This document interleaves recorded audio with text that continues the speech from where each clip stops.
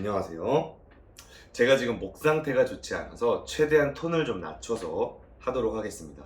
제가 이전 영상에서 직업에 대해서 설명하면서 은사를 언급했어요. 이 은사라는 거를 하나님이 주신 재능, 특별한 능력을 나타내기 위해 쓰이는 경우가 많죠. 예를 들면 나는 음악이 은사야. 아니면 나는 컴퓨터나 공예 실력이 나의 은사야. 이렇게 쓰는 거예요. 좋아요. 이렇게 쓴다고 해서 하나님을 거스르거나 성경을 막 무시하고 이런 것까지는 아닐 수도 있어요. 자, 그런데 성경에서 은사란 말을 정확히 어떻게 쓰느냐 좀 볼 필요는 있어요. 성경 속에서 총 3개의 단어가 쓰였는데 총 21번의 용례가 있고요. 18번이 카리스마고 그 나머지는 2단어예요. 이 2단어는 달라 보이지만 어근은 같아요. 그리고 이 3개의 단어가 기본적으로 갖고 있는 뜻은 선물이란 뜻이에요. 하나님께서 선물을 주셨다는 거죠. 그리고 여기 카리스마란 단어가 있잖아요. 이 카리스마란 단어는 저희가 일반 세상에서도 쓰이는 단어죠. 카리스라는 단어 들어보신 분 계실 거예요. 은혜라는 뜻이죠. 하나님의 성경에서 은혜를 주셨다고 할 때 카리스란 말을 쓰잖아요. 정리하면 은사라는 건 무엇이냐면 하나님이 은혜로 주신 선물이다, 이렇게 말할 수 있어요. 그럼 여기서 저희가 질문을 해야 돼요. 하나님이 주신 은혜의 선물이라는 게 대체 무엇이냐? 물론 하나님이 주신 은혜 안에는 우리가 가진 재능이나 특기가 들어갈 수도 있어요. 영어 실력, 요리 실력 다 하나님이 선물로 주셨다고 해도 틀리지는 않잖아요. 문제는 성경에서 이 은사라는 단어를 쓸 때 이런 일반적이고 나만의 특기, 재능을 가리키기 위해서 쓴 의도가 아니라는 거예요. 이것만큼은 확실해요. 예를 들어 볼까요? 우리 로마서 1장 11절에서 바울이 로마 교회에 신령한 은사를 나누어 주러 간다라는 말을 쓰죠.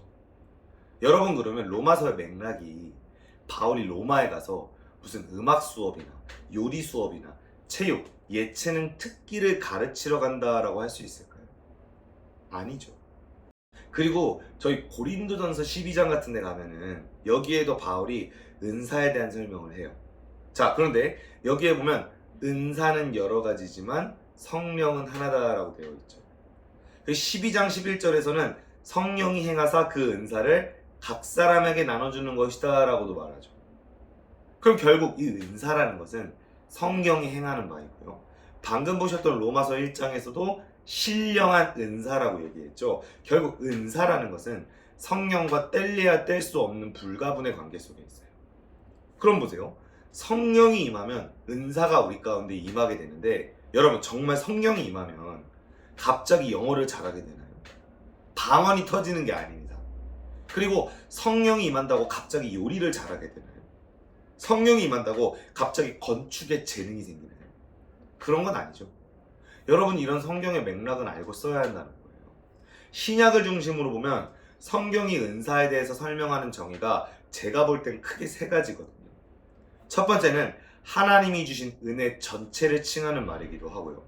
그 가운데 칭의, 의롭게 하시고 구원하시는 측면을 의미하기도 해요. 그리고 하나님이 성령으로 주신 사역적 덕목, 이걸 의미하기도 해요.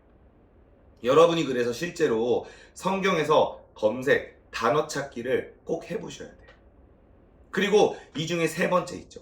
성경에서 제일 많은 용리를 차지하는 게 이 3번째, 사역적인 영역에 관련된 것들이에요. 제가 아까 전에 재능이나 특기가 하나님이 주신 은혜 안에 들어갈 수 있다, 따라서 은사를 재능이란다고 해서 완전 틀린 건 아니다라고 말씀드렸죠.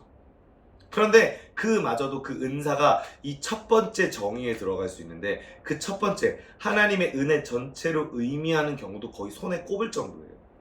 대부분이 3번째, 가장 많이 쓰인 게 3번째이고, 그 다음이 하나님이 주신 칭의, 이것을 설명하는 경우로 많이 쓰였어요. 그래서 우리가 3번째 의미의 주목을 사실 제일 많이 해야 돼요. 이 3번째 의미를 제일 잘 설명하고 있는 본문이 로마서 12장, 고린도전서 12장이거든요.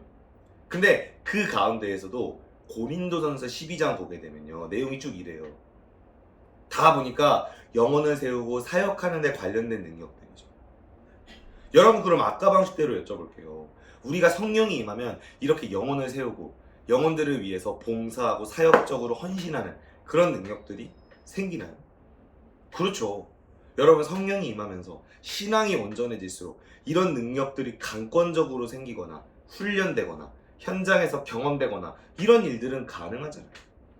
그렇지만 다시 한번 성령이 임한다고 해서 갑자기 미술을 잘하게 되거나 그러지는 않아요. 그래서 저는 어떻게 생각하느냐, 우리가 흔히 말하는 재능, 이거는 성경으로 말하면 달란트에 가깝죠. 그리고 그 재능이 물론 하나님이 은혜로 주신 거라고 할 수 있지만 그렇게 말하기에는 민망한, 그냥 내가 좋아하고 내가 하고 싶고 내가 열심히 연습하고 노력해서 얻은 그런 나의 특기를 말하는 경우지 하나님이 주신 거라고 규정할 수 있는 영역일까? 라는 생각도 들어요. 우리 주변에 믿지 않는 분들, 믿음이 없으신 분들도 노력해서 재능을 갖는 경우가 있잖아요. 왜 사람들이 내가 가진 특기를 하나님이 주신 은사라고 얘기할까? 저는 청년 사역하면서 이런 경우를 봤어요. 그 재능을 내가 활용하고 싶은 거야.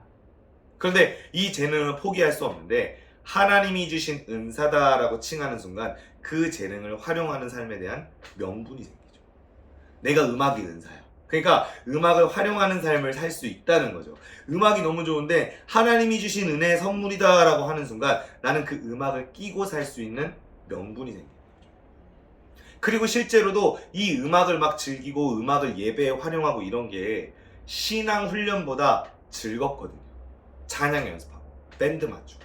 근데 우리가 말씀을 보고 막 기도하고 신앙 성장을 위해 훈련하고 이런 건 지난한 과정이잖아요. 그러니까 음악을 활용하는 게 더 좋은 거예요. 하지만 저는 간증이 있어요. 이게 아니라는 거예요. 저는 한때 음악을 거의 10년 가까이 했던 사람인데 하루에 7시간씩 연습하면서 진지하게 전공하려고 했었어요. 근데 지금 제가 사역에서 음악이 활용되는 영역은 정말 일부예요. 찬양인도, 예배 반주, 거의 그 정도거든요. 그러니까 내가 지금 잘하는 재능을 절대적으로 하나님이 주신 은사이고 하나님의 은혜로 말미암아 반드시 그게 전반에 우선순위로 쓰여야 된다는 생각을 절대시해서는 안 돼요.